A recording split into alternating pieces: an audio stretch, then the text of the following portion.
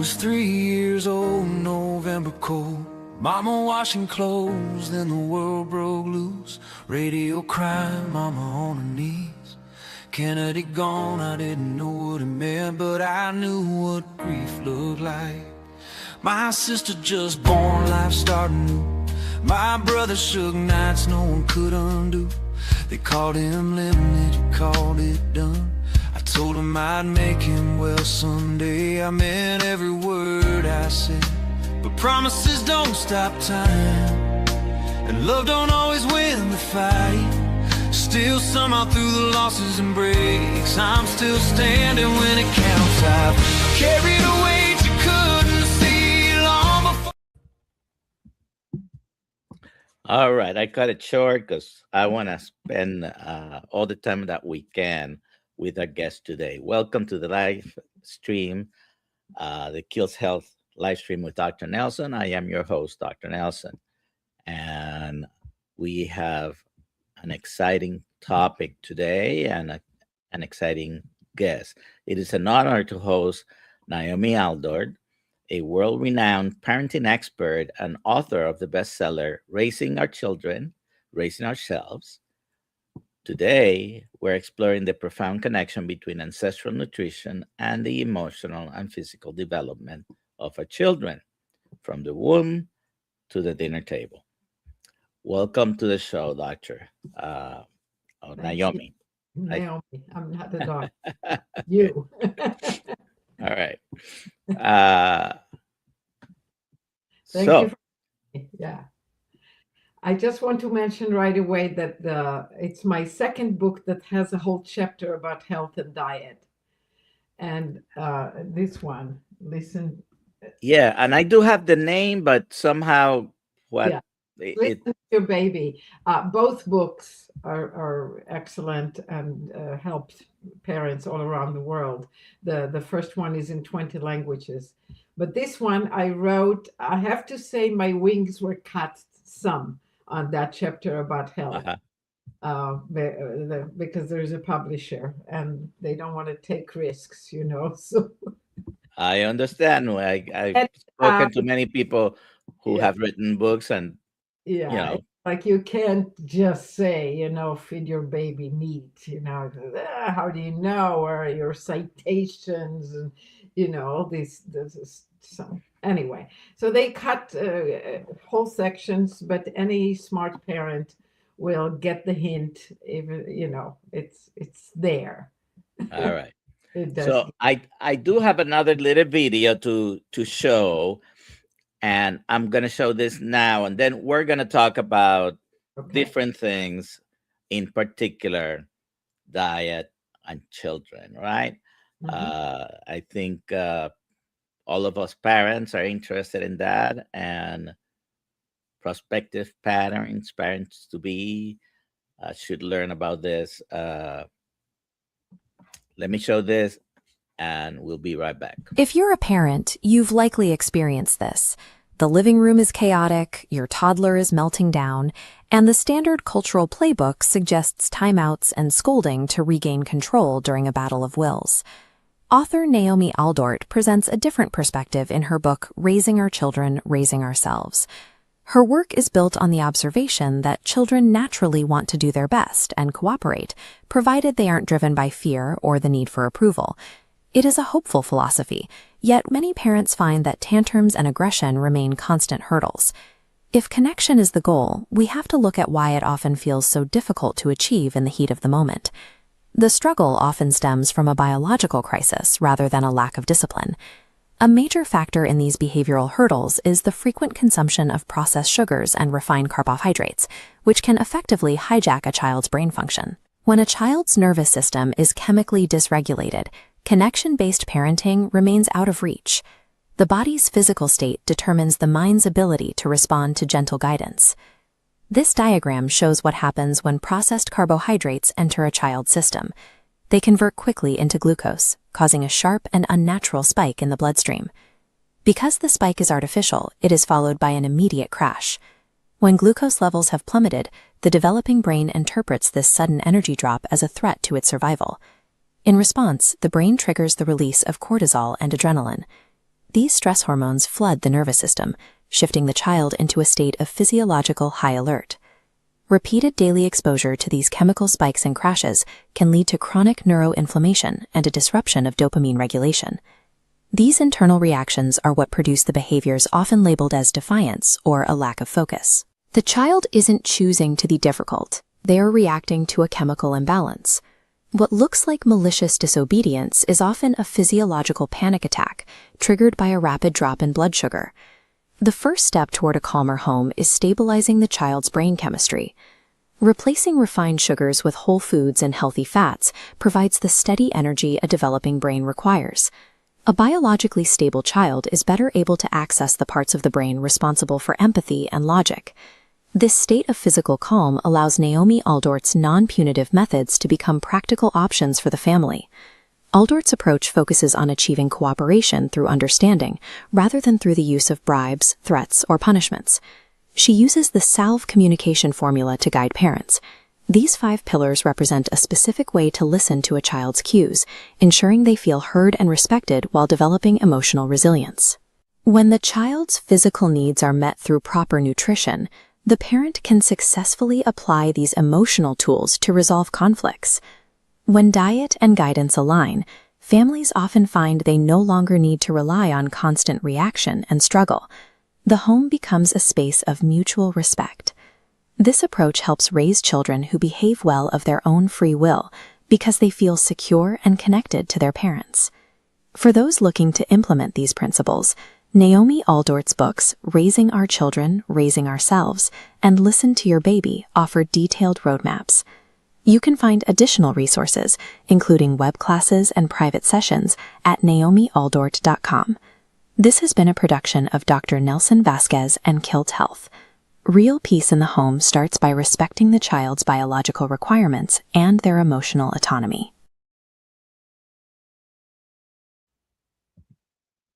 Wow, you did a great job. Thank you.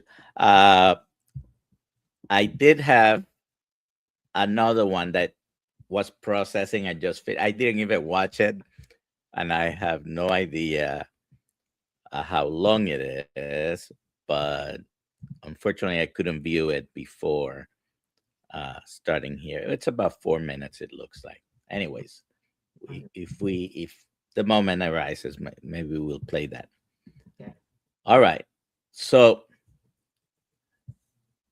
this topic interests me. I have 3 grown adult children. They're all in their 30s. One of them has a child.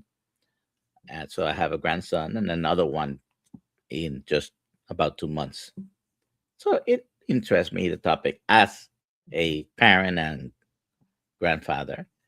And also, I have been a family physician for a long time. And so my advice, even though was never heavy on the ultra processed food, refined sugar, but it always was more towards, lower carbohydrate and more natural diets.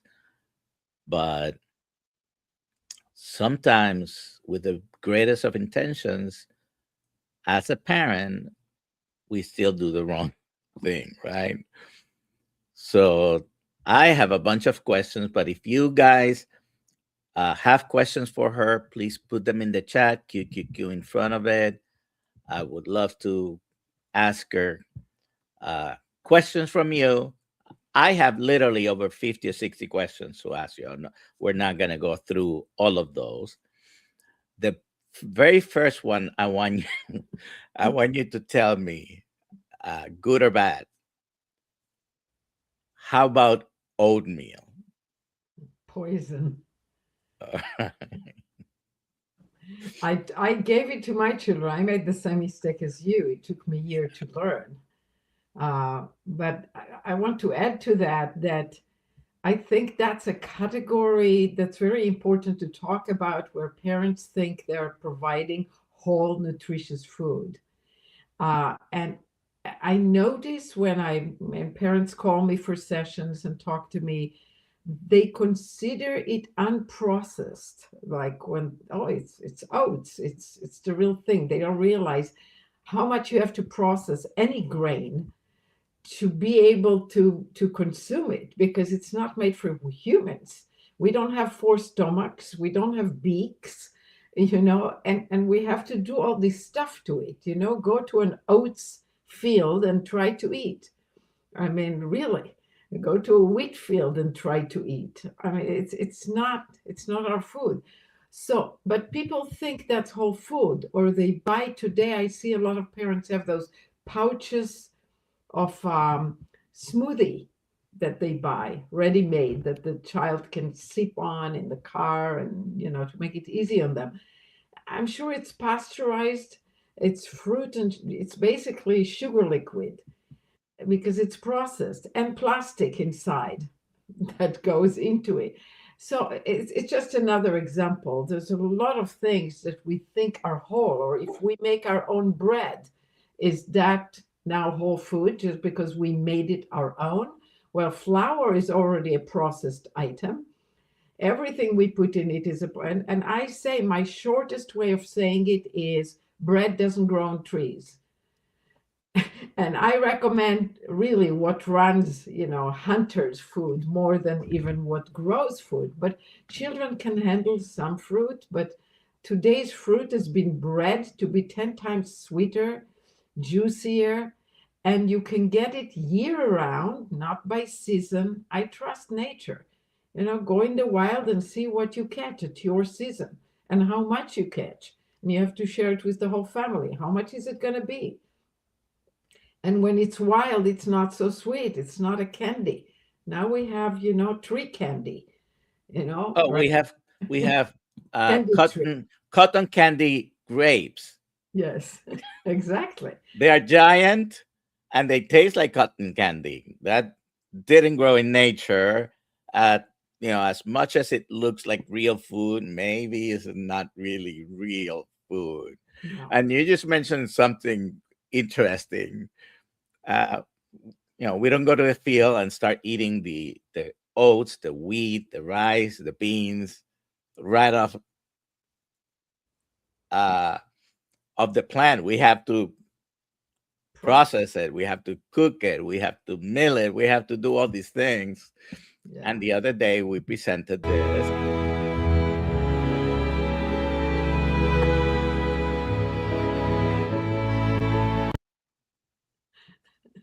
Definitely doesn't happen like that, right? No, I like to say both things. We have candy trees today. That's the fruit of today, and in all seasons. Like, I live in the Northwest. How much fruit would I have if I ate fruit in the wild? About 2 weeks a year, there's some raspberries, and by nature, I would hardly get any. Some blackberries are a little easier to get, but still a handful once in a while for a short while in the fall.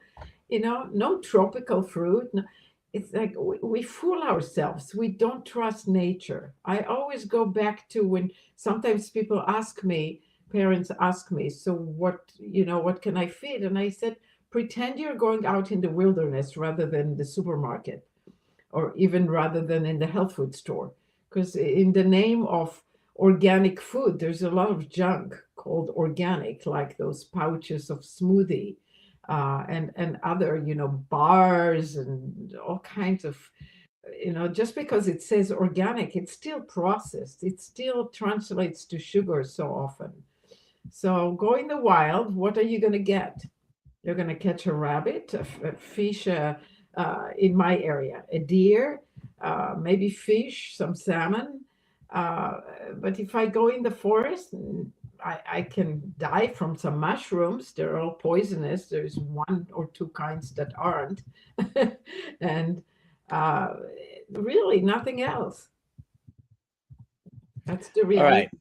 So let's go back a little bit to the beginning and tell us about what you do, and tell us about these two books that you have. And I have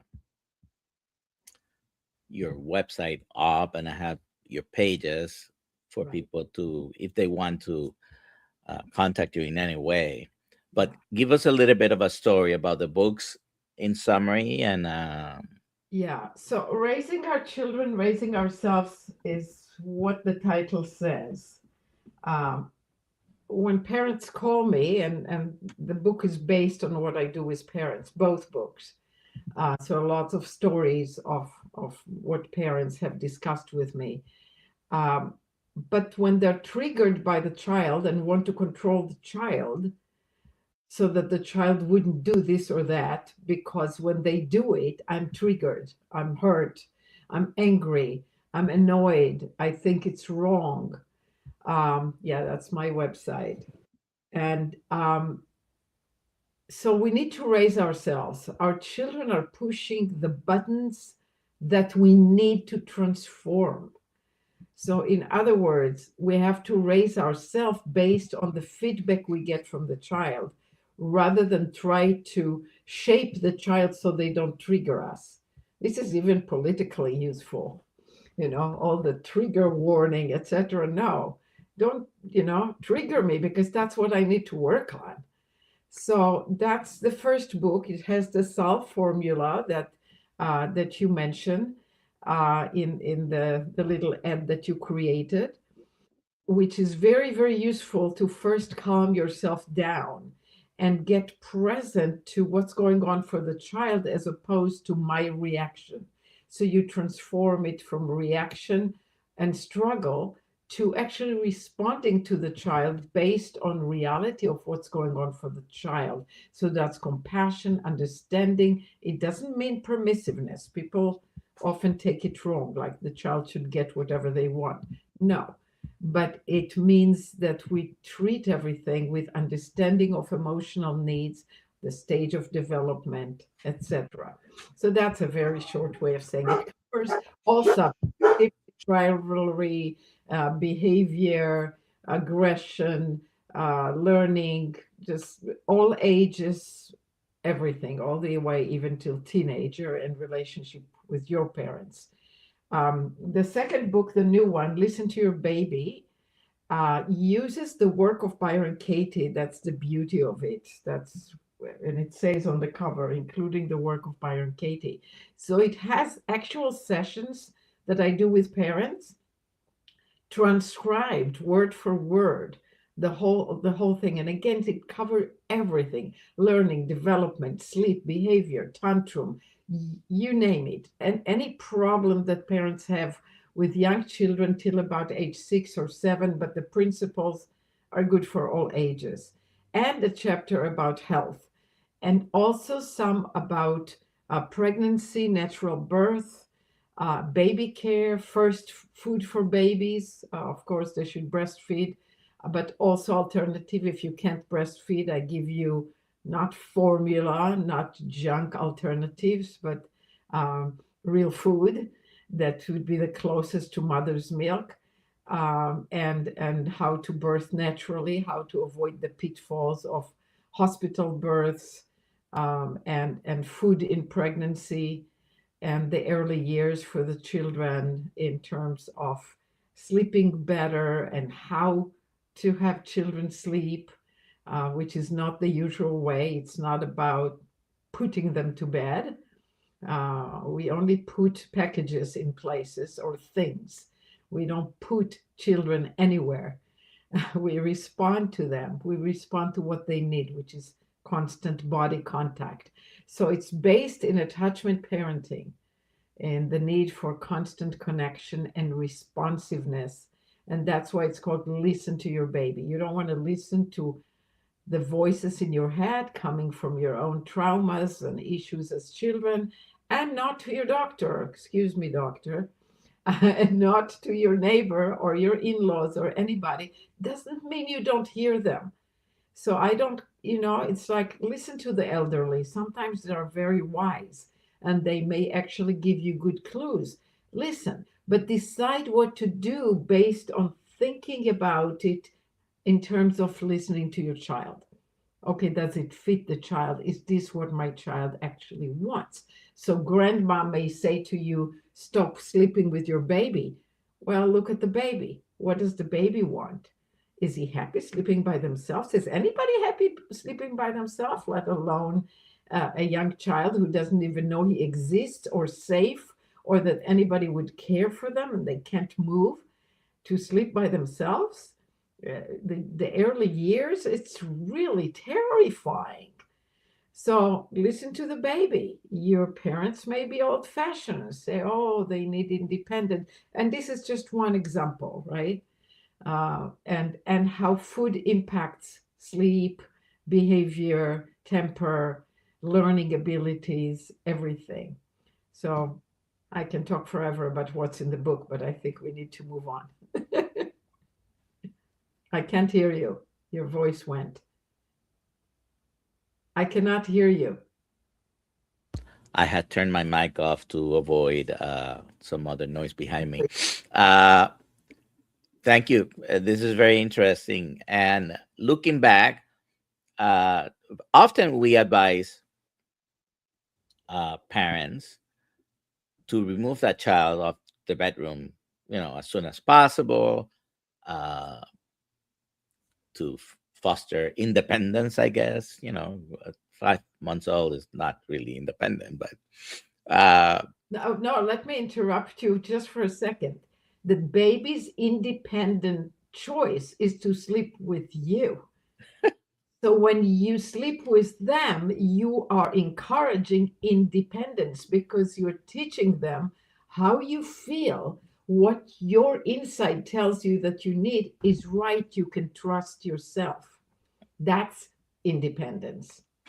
so looking back with my own children, each one of them at some point, as soon as they could get out of their crib or bed, when they were no longer in cribs, they would come almost every night, right?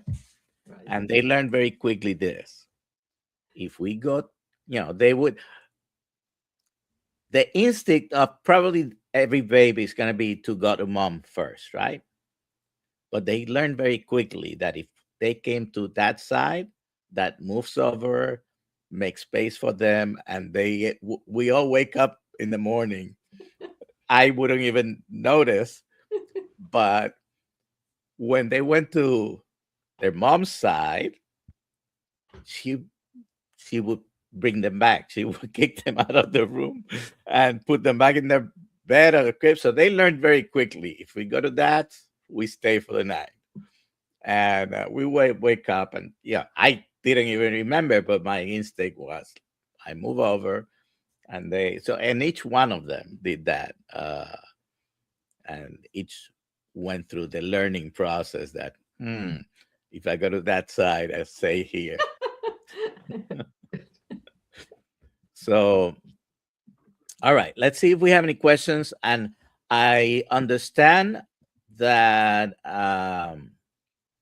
this is not playing on Dr. Kiltz channel right now. It's not playing on Facebook on Dr. Kiltz channel either. I do not know why.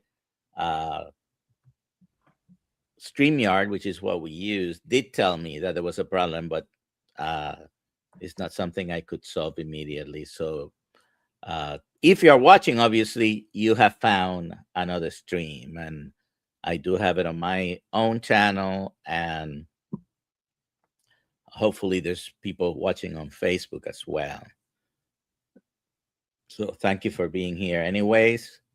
And if you have a way of telling others that it is playing in another channel, then thank you.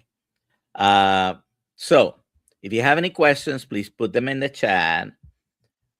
I do have a bunch of other questions, and let's see.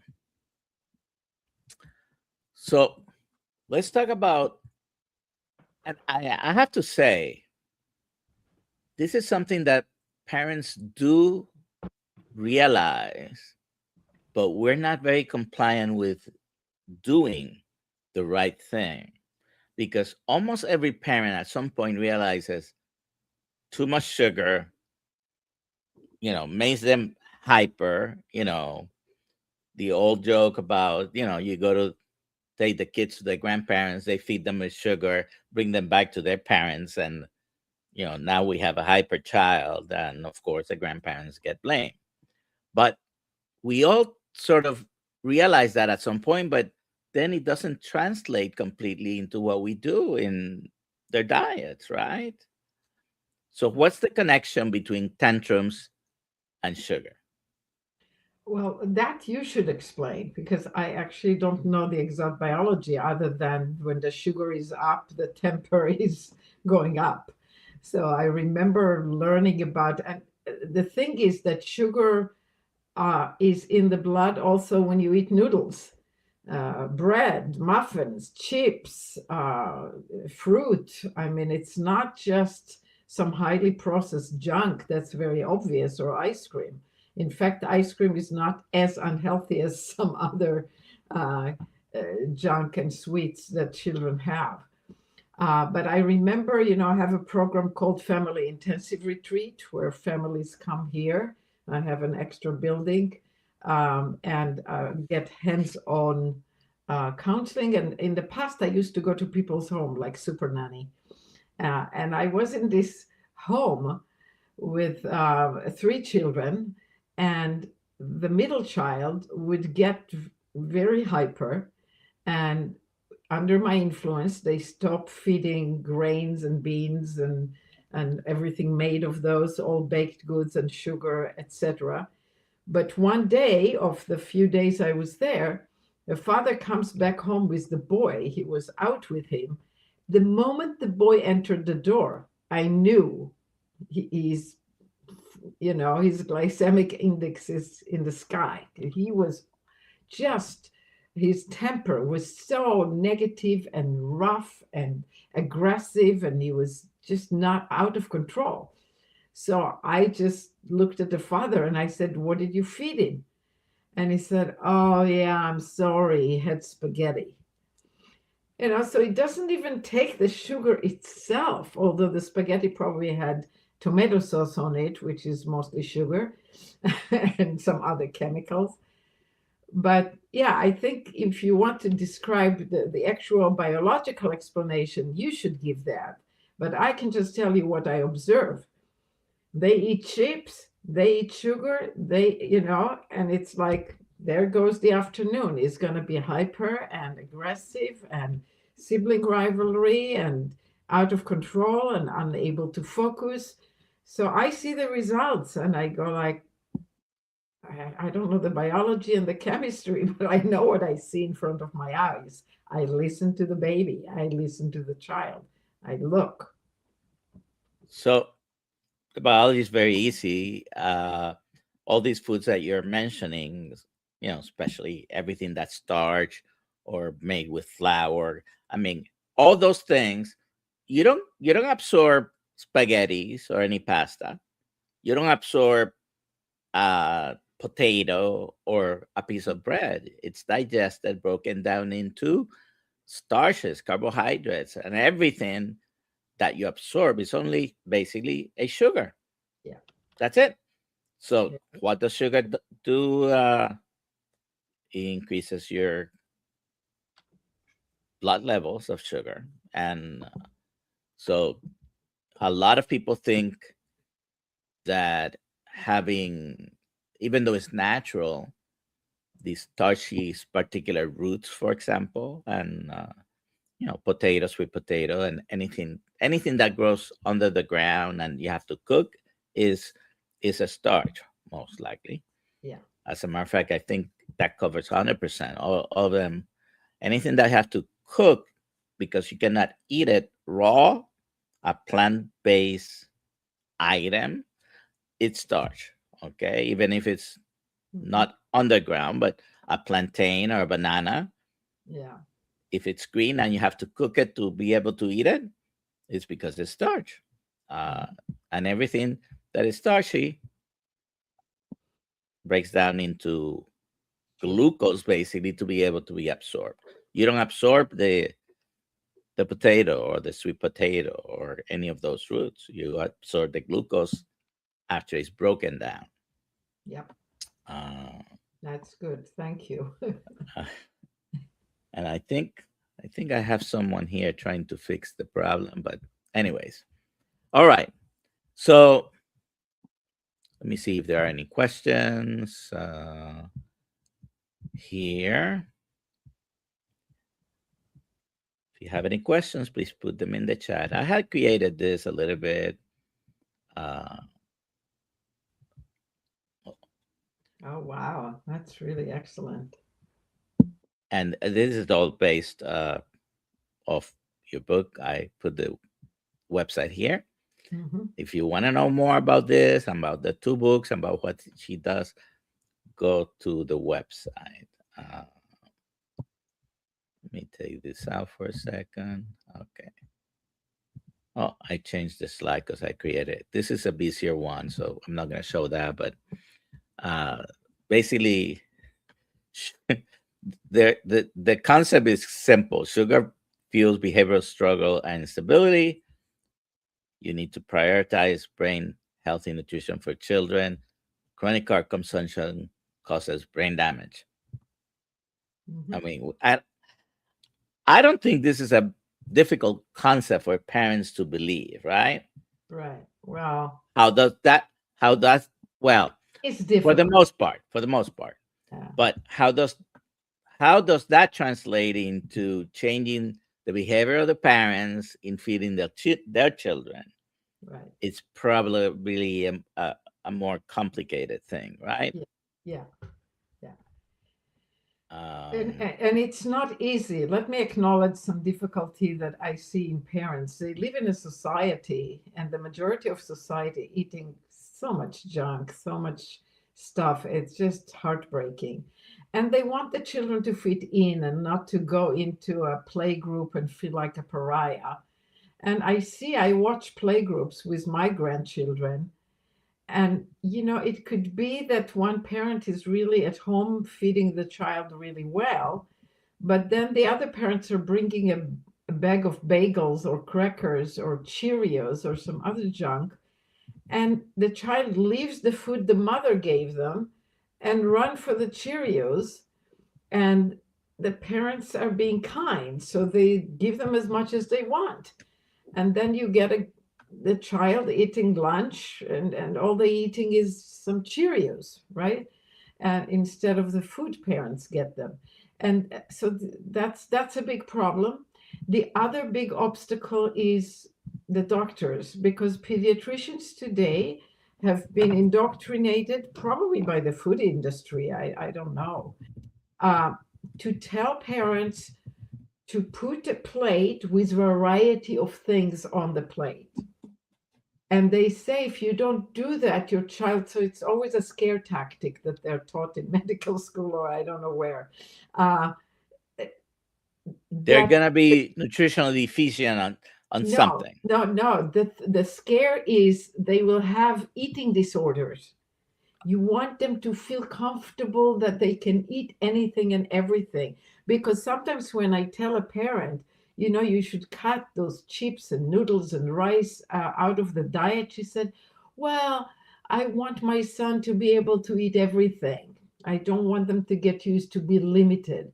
So that's, and the paradox is, and it's really sad, is I see parents, like when they give the baby first food and they follow my instruction, I tell them to give them a liver or some ground meat, some egg yolk, and the children love it, and they just eat, and it's fine, and they do well in the beginning, because parents know that when you have a baby who has been breastfed for the first half a year to a year, they can't eat all the foods all at once.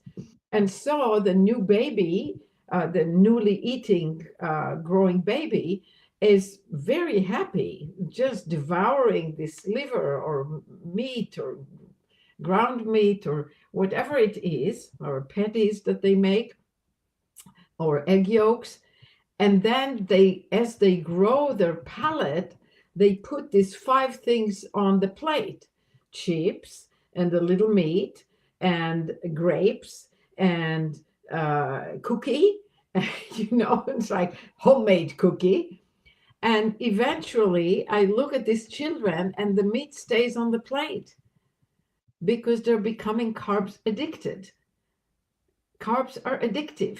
Sugar is addictive. Carb is addictive because it's basically sugar, right? So what happens is now you get the kids are not as healthy. I see all these kids with these rings under their eyes. They're not getting enough nutrition. And then the parents say, we did a blood test. They don't have enough B vitamins. They don't have enough iron. I said, well, of course. So, but I give them meat, but they're not eating it. Well, don't put something else on the plate.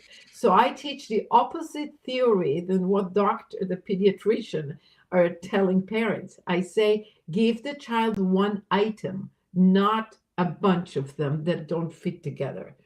So if they're going to eat a little fruit separately at the lunchtime or breakfast time or dinner, whatever, have one type of item. Yeah, you can have an egg and a slice of bacon and a patty, but it's all meat, fatty meat, and meat related, or fish, or whatever that you're giving them, or a piece of chicken.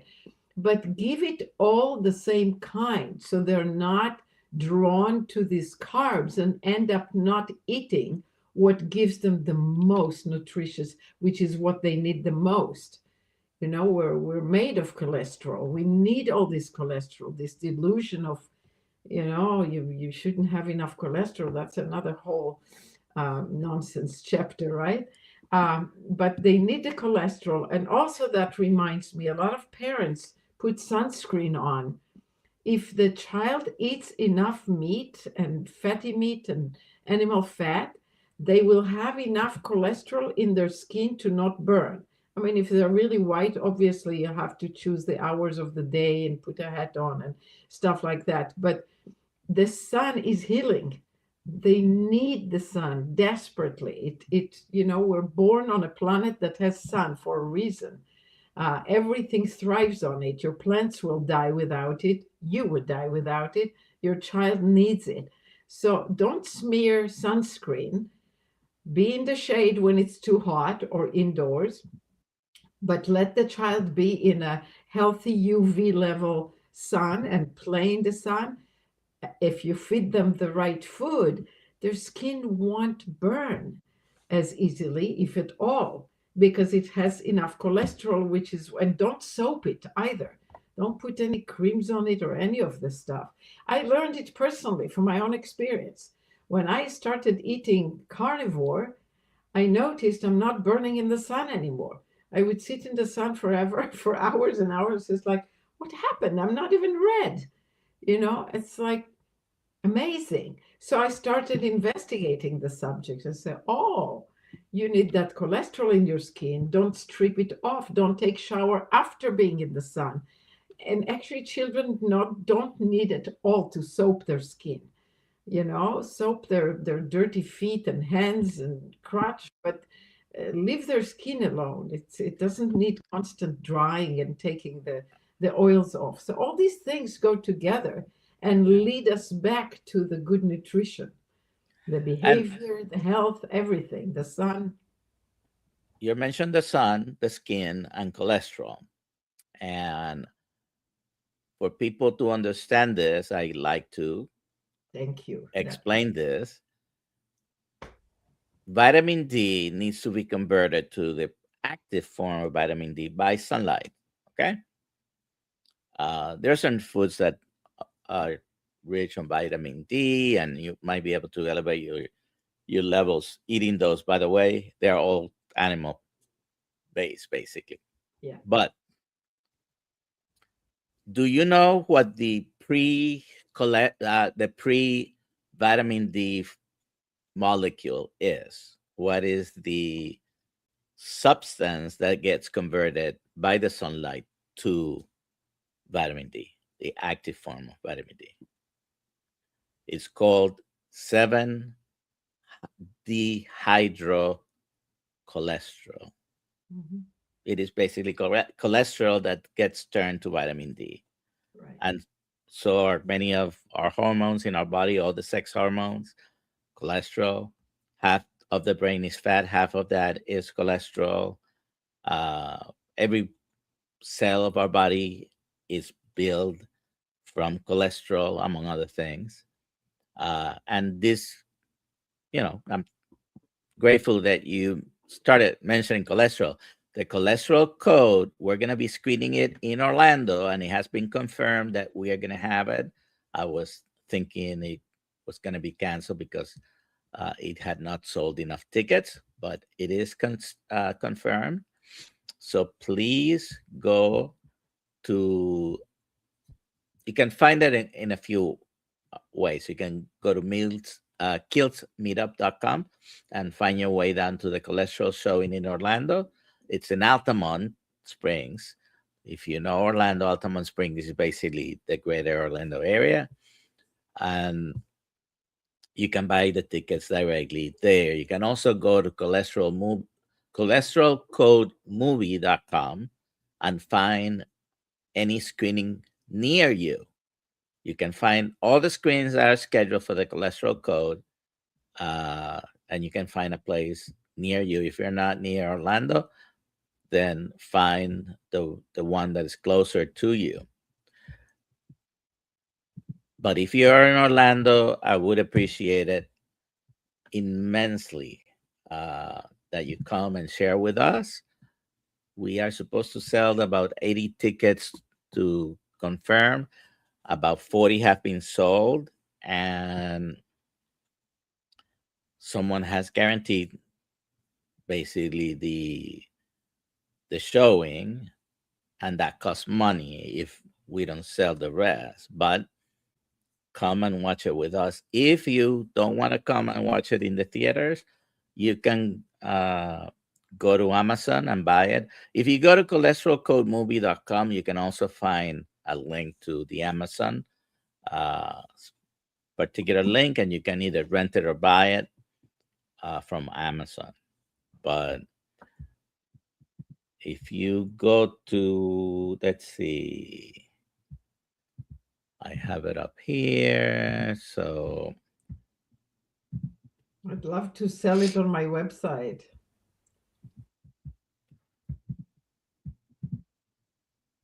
So this is where you can go and buy.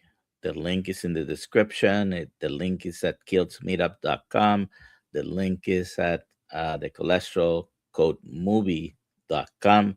You can find your way to there. And you can see it's been hosted by Dr. Nelson Vasquez. And we hope to see you there, okay? So it's on May 6th. So it's basically 2 weeks from yesterday that we're going to be there. We might have a couple of doctors, and we might have a Q&A with David Feldman, either remotely or live there if he comes. I don't think he was making plans to come, but we'll see. All right. So I didn't want to forget it, so I wrote it down. So very often, parents conscious of maybe a little bit about this carbohydrate issue and junk food, they select healthy foods. And before I read this question, for example, is it better to give them chicken nuggets because they love chicken nuggets, or is it better to give them the chicken? Cook the chicken in any other way than into a nugget. Which one is better? Well, obviously, cook the chicken. The chicken nuggets, who knows what's in that breadcrumbs, right there, we got sugar. I read somewhere, and I wonder, Nelson, if you have knowledge on that when you eat like breadcrumbs with the chicken or whatever else they make it stick, etc., it could be chemicals too, and sugar, no doubt. But even just eating carbs with the meat, or vegetables even with their toxins, with the proteins, I read, I don't remember the source, and I never figured out whether it's true, but it makes sense to me that the toxins from the plants and the carbs get in the way of absorbing all the nutrients from the meat. Okay, do you know that? And can you explain Well, that? I don't know if it decreases particularly the protein part of chicken, No, but but like iron, B vitamins. yeah, because many foods don't, if they're not bioavailable, you're not going to be able to absorb those things. And if you're having spinach, for example, with a meal, and you think the calcium, the iron, and the zinc are being absorbed, you're absorbing very little because the spinach has anti-nutrients and it has basically plant toxins that block the absorption of those minerals that the spinach has. It does have it, but you don't get it. And you're thinking that by eating that and having these smoothies and kale and spinach, you're nourishing yourself. We've been lied to because you're not absorbing a lot of that. And then you end up having with the iron deficiency. Oh, but I have a lot of spinach. So let's go to this question: hidden sugars. Even parents trying to be healthy often feed their kids fruit juice, number one, organic snacks. What's an organic snack? Did you grow the snack somewhere? How do these Snack, healthy sugars? I'm snack, sorry. snack tree Yeah, along with, I don't have one of those in my backyard. yeah, How exactly. do these healthy sugars impact the brain differently than processed sweets? In my opinion, not much different. Yeah. What do you So think?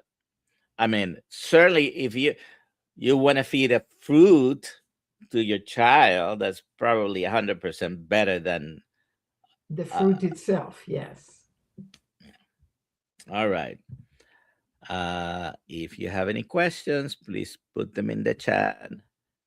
And Karen is going to be in Orlando at the Cholesterol Code movie. Thank you, Karen.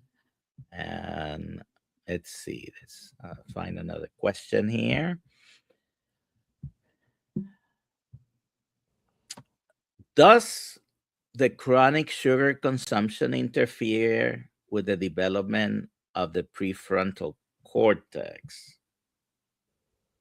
Again, I'm an observationist, not a doctor. That's I the part that relates to impulse control. right, yeah. So probably you can answer that question better than me. I see the result, so Mhm. it must be yes, because I see what happens to a child. I observe, but I don't have the science. Does a child behavior change much if they have butter?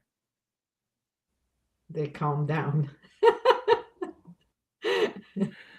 It certainly is not going to make them hyper No, or irritable or no, it but keeps we've them. been told that butter is bad. It's better to have this margarine made out of canola oil and soybean oil and all Well, these oils that never existed in the planet for the past 100 years. It's not even 125. 100 years ago, none of those vegetable seed oils existed. Listen, at least olive oil is mentioned in the Bible, so I know it's got some track record, and they didn't need industrial complexes to produce it. It's been around for at least 2,000 years, right? yeah, but Nelson, when people go into the past, they don't go far enough to understand what nutrition we really need. We have to go before the agricultural revolution. And the biblical time is still after the agricultural revolution. It's full of bread Mhm. and meat and, you name it. It's just not really so yeah, so it became even more poisonous the last 50 years and the last 100 years when the processing became over the top, making the already not so good food into more things that are even more toxic. But my source is going before agricultural revolution. I don't know if you know Dr. or Professor Gerald Diamond from UCLA, who wrote Gun, Germs, and Steel, and the first chimpanzee, no, or the something about chimpanzee. Anyway, he's an anthropologist. He has an article called The Greatest Blunder in Human History. And what it is the agricultural revolution. We're the only species in human history who tried to change the diet, the species appropriate diet that we evolved into. We were hunters, very little gatherers in times of starvation, of not finding a hunt or some berries in the summer in areas that they grow, not coming from 3,000 miles away. And then we became all of a sudden farmers, raising our own unedible bunch of things that you have to do things to them to be able to eat them, and then they ruin your health, really. When we go back, when you talk about the past, I want to say, don't go 2,000 years back. Yeah, that was better than now. But really what was better is 10, 11,000 years back, before we turned to agriculture to solve a scarcity of hunting problem. All right. So Uncle Charlie has a question. I was told sugar in fruit sugar, in Snickers sugar, in sugar in pretzels, sugar in Snickers. Oh, hi Peter. Yeah, pretzel Pete is here. And all this sugar in the food basically turn into the same sugar into our body. Mm-hmm. You agree with that? I totally Naomi? agree with that. Yes. Yeah. Okay. The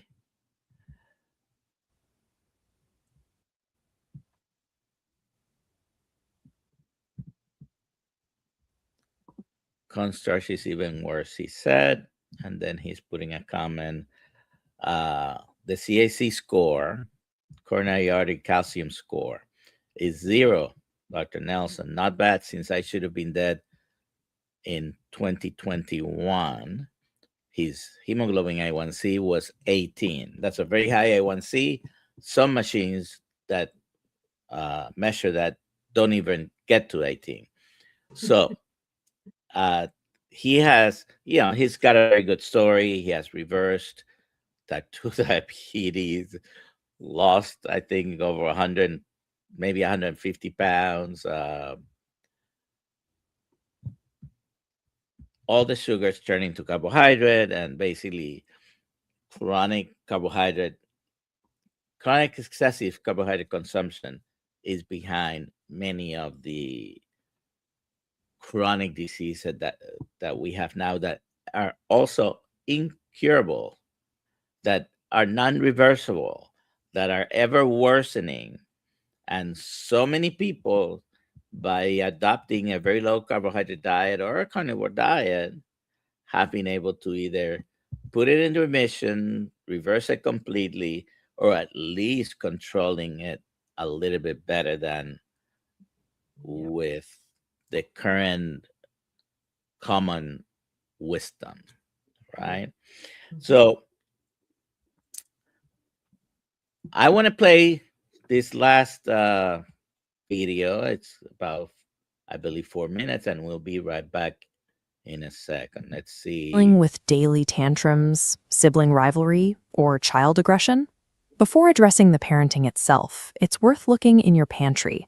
Removing refined sugars and heavy carbohydrates helps stabilize the blood glucose levels that often trigger emotional outbursts in a developing brain. We've designed a 3-step plan to help you adjust your family's meals, creating a calmer environment where you can focus on connection instead of constant discipline. To follow this process, you'll need an open mind, your kitchen pantry, and a commitment to understanding your child's emotional resilience from a physiological perspective. Shifting your focus toward these nutritional root causes provides a practical foundation for resolving the behavioral struggles that often disrupt a household. Step 1 is the physical pantry audit. Open your cupboards and pull out the kid-friendly snacks you use most often. We are checking these for sugar content because high intake is linked to rapid mood swings and difficulty focusing in young children. Naomi Aldort suggests interpreting a child's behavior as a cue. When we see a tantrum, we are often witnessing the physical stress of a blood sugar crash rather than an intentional act of defiance. Examine your labels. You want to specifically isolate the added sugars and total carbohydrate rows, as these figures directly influence energy spikes. Identify the 3 items in your kitchen with the highest concentrations of these ingredients and set them aside. Removing these specific triggers helps stabilize your child's physical state, making emotional regulation more manageable for them. Step 2 is understanding the long-term impact of sugar on the brain. This physiological context helps clarify why maintaining these dietary boundaries is important. After eating high-carb snacks, blood sugar rises quickly. This sharp glucose peak creates an artificial energy surge in the brain. The body compensates with a steep drop. This crash is a biological stress state that frequently manifests as emotional dysregulation. Repeated cycles of these spikes and crashes can lead to chronic inflammation in the brain, a condition linked to ongoing mood instability. Keep in mind that high glycemic loads affect the brain regardless of the source. Fruit juices can cause the same physiological cycle as processed sweets. This understanding of brain-healthy nutrition is a central part of Naomi Aldort's work with Dr. Elizabeth Bright on supporting a child's development through proper fueling. Recognizing the physical impact these ingredients have on the brain makes it easier to stay consistent with these dietary changes. Step 3 is the transition. Replace those high-carbohydrate snacks with healthy fats, proteins, and whole foods. Instead of cereal, try eggs. You can substitute juice with water and offer more nutrient-dense options like meats and whole vegetables. You may face social pressure from relatives who want to offer treats. Setting clear expectations about your child's dietary needs helps maintain their physical stability when they are away from home.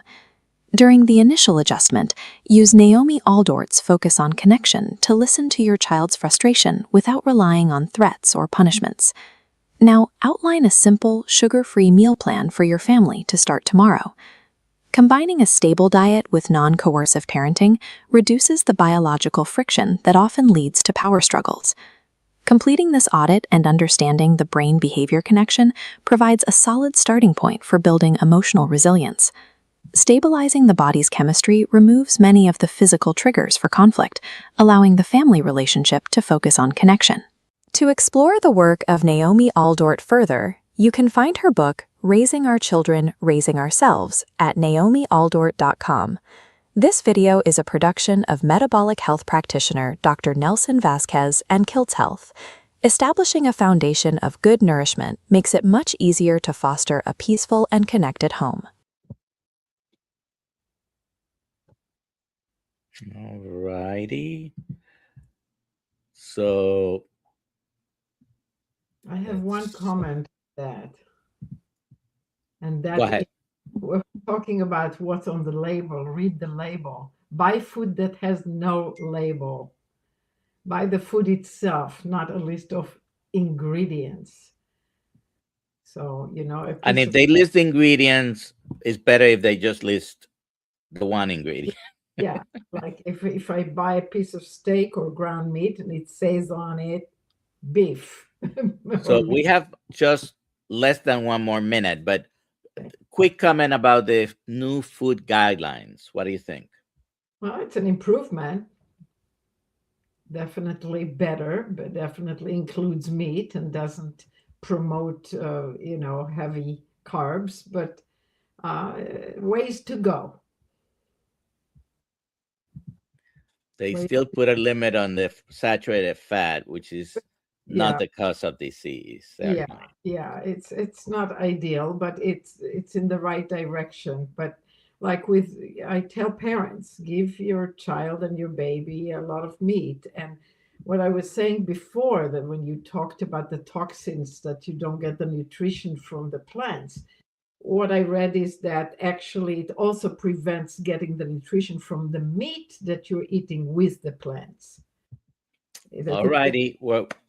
We're at the end. We have 5 seconds to go, but go to her website, which is naomialdort.com. And you have a great day. We have a meeting in the community at 5:30.